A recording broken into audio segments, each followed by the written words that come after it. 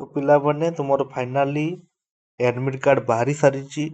तो जो माने भी एडमिट कार्ड डाउनलोड करिन स्पेशली बीएड पिला मानक पई कथा कहूजी। तो से माने CUET PG रो वेबसाइट को जिबे क्लिक कर सारा पर एठी तुमर आसीगलानी जोटा रेड मार्क जोटा आसूची लेखा बाहर होची admit card CUET PG examination तुमर डेट रोची 6 7 8 9 10 11 12 13 है। प्रथमे तो 6 7 रो मतलब सिटी अलॉटमेंट बाहरी था। एबे एडमिट कार्ड भी मध्य अलॉटमेंट हो जाइए एडमिट कार्ड बाहरी सारी।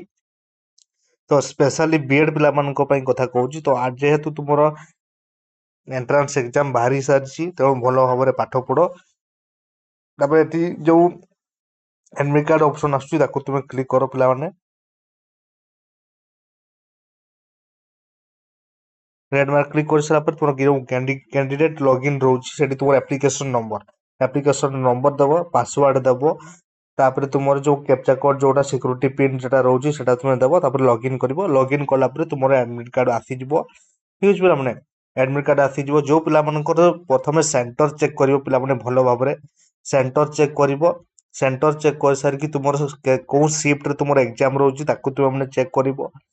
फर्स्ट शिफ्ट की डे तुम सेकंड शिफ्ट थर्ड शिफ्ट तुम शिफ्ट हिसाब रे जेहेतु तुम फर्स्ट शिफ्ट पिला मानकर 9टा बेले आरंभ होची। ठीक अछि पिला माने फर्स्ट शिफ्ट पिला मानकर 9टा बेले एग्जाम आरंभ होची। ठीक अछि पिला माने 9टा रु 10:30